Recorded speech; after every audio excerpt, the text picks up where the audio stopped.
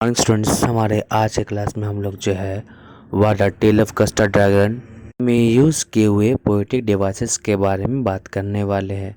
तो हमारा सबसे पहला पोएटिक डिवाइस होता है राइमिंग स्कीम। सवाल आता है कि राइमिंग स्कीम क्या है। तो जब पोएट्री के स्टैंजा में यूज़ किए हुए सेंटेंस का जो लास्ट वर्ड का जो साउंड है वह उसी स्टैंजा के किसी दूसरे सेंटेंस के साउंड के साथ सुनने में एक जैसा लगता है तो उसे हम लोग राइमिंग स्कीम बोलते हैं।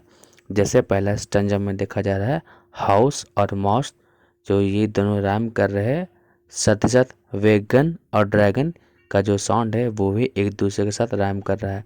तो हम बोल सकते हैं कि पहला स्टैंजा में जो राइमिंग है वो ए बी बी है, और इसी तरीके से पूरे के पूरे जो है पोयम में जो है राइमिंग स्कीम है A B B C C D D. मतलब पहला दूसरे के साथ राइम कर रहा है, तीसरा चौथे के साथ, पांचवा छठे के साथ, और ऐसे ही करते हुए और आगे बढ़ता है। नेक्स्ट हमारा होता है रेपिटेशन। रेपिटेशन मतलब या तो किसी वर्ड, या तो किसी लाइन, या तो किसी स्टैंजा का दोहराना। पहले हम बात करते हैं वर्ड का। तो सातवां स्टैंजा में हम लोग देख पा रहे हैं कि सडनली का है जो रेपिटेशन हुआ है, मतलब इसको दोहराया गया है। उसके बाद हम देख रहे हैं कि लिटिल वर्ड का भी रेपिटेशन हुआ है। उसके बाद देख पा रहे हैं when the Custard cried for a nice safe cage, इसका भी रेपिटेशन हुआ है, बार बार दोहराया गया है। और स्टैंजा 4 और स्टैंजा 14 में देखेंगे तो इसका भी रेपिटेशन हुआ है। बस अंतर ये हो जाता है कि स्टैंजा 4 जो है वो पास्ट टेंस में है और स्टैंजा 14 जो है वो फ्यूचर टेंस में है। स्टैंजा 1 और 14, तो यहाँ हम लोग देख पा रहे हैं कि स्टैंजा 1 और स्टैंजा 14 जो है वो एक दूसरे के साथ राइम कर रहा है पूरा का पूरा, जबकि एक पास्ट में है और एक फ्यूचर में है। वही दूसरी ओर अगर हम बात करें तो स्टैंजा 4 और स्टैंजा 15 भी जो है वो एक दूसरे के साथ राइम कर रहा है। बस अंतर यही है कि स्टैंजा 4 जो है वो पास्ट टेंस में है, जबकि स्टैंजा 15 जो है वह प्रेजेंट टेंस में है। हमारा नेक्स्ट पोएटिक डिवाइस है ऑक्सीमोरन। ऑक्सीमोरन में क्या होता है कि जब दो अपोजिट वर्ड्स को एक साथ लिखा जाता है तो उसे ऑक्सीमोरन बोलते हैं। जैसे हम लोग देख पा रहे हैं पेट ड्रैगन। ड्रैगन जो है वो कभी भी पालतू नहीं होता है, तो यहाँ पे हम लोग देख पा रहे हैं ऑक्सीमोरन का यूज़ किया है। नेक्स्ट हम देख पा रहे हैं एनाफोरा। एनाफोरा में क्या होता है कि रिपीटेशन ऑफ वर्ड और फ्रेज, मीन्स किसी वर्ड या किसी फ्रेज का रिपीटेशन होता है और वह शुरुआत में ही होता है। जैसे कि हम लोग देख पा रहे हैं स्टैंजा 1 में लाइन 3 और लाइन 4 जो है वो एंड से शुरू हो रहा है। नेक्स्ट हमारा पोएटिक डिवाइस है एसोनेंस। तो एसोनेंस क्या होता है कि वोवेल साउंड का रिपीटेशन होता है, वह या तो बिगिनिंग, या तो मिडिल, या तो एंड में होता है। जैसे हम लोग देख पा रहे हैं Belinda lived in a little white house. यहाँ पे हम क्या देख पा रहे हैं आई लेटर का यूज़ हो रहा है, और ये जो है वो या तो बिगिनिंग, या तो मिडिल, या तो एंड में है। नेक्स्ट हमारा आता है कॉन्सोनेंस। कॉन्सोनेंस में क्या होता है कि कॉन्सोनेंट साउंड का यूज़ किया जाता है जो कि या तो बिगिनिंग, या तो मिडिल, या तो एंड में होता है। एसोनेंस में वोवेल साउंड होता है, जबकि कॉन्सोनेंट में कॉन्सोनेंट साउंड होता है। जैसे फिर एग्जांपल सेम लेते हैं Belinda lived in a little white house. अगर हम यहाँ पर देखें तो यहाँ पे एल लेटर का जो है वो ज़्यादा यूज़ किया गया है, तो हम यहाँ पे बोलेंगे कॉन्सोनेंस है। और वही अगर हम इसमें आई लेटर का हम ज़्यादा यूज़ किया जा रहा था तो वहाँ पे हमारा एसोनेंस था, जो कि बिगिनिंग में हो रहा है। नेक्स्ट हम देख पा रहे हैं Belinda was as brave as barrel full of bears. तो यहाँ पे बी लेटर जो है वह शुरुआत में आ रहा है और एक कॉन्सोनेंट साउंड है। नेक्स्ट हम देख पा रहे हैं हिज बियर्ड वॉज ब्लैक। यहाँ पे बी लेटर है शुरुआत में आ रहा है।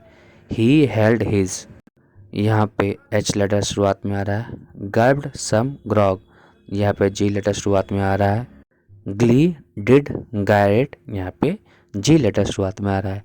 इस बात को ध्यान में रखना है कि एसोनेंस और कॉन्सोनेंस दोनों में ही हमारा कॉन्सोनेंट साउंड का यूज़ किया जाता है, लेकिन अलिट्रेशन में शुरुआत में होगा ये ज़रूरी है, जबकि कॉन्सोनेंट्स में शुरुआत, मिडिल या अंत कहीं पे भी हो सकता है हमारा कॉन्सोनेंट साउंड। नेक्स्ट हम देख पा रहे हैं सिमली। तो सिमली क्या होता है, जब दो चीज़ों का कंपैरिजन या तो एज या लाइक से होता है उसे हम लोग सिमली बोलते हैं। जैसे स्नर्टिंग लाइक एन इंजन, ऐसे आहें भर रहा था जैसे कि इंजन, किसी गाड़ी का engine. Yellow dog as sharp as mustard, तो यहाँ पे येलो डॉग को जो है वो मस्टर्ड बताया गया है। Mouth like a fireplace means dragon के माउथ को फायर प्लेस बताया गया है। As brave as full of bears, तो यहाँ पे जो है वो बेलिंडा को बोला गया था कि बेलिंडा जो है वो भालुओं के जैसा बहादुर है। Mustard was as brave as tiger in a rage, Mustard कितना बहादुर था, जैसे कि एक बाघ जो है वह गुस्से में रहता है उसी तरीके से बहादुर था।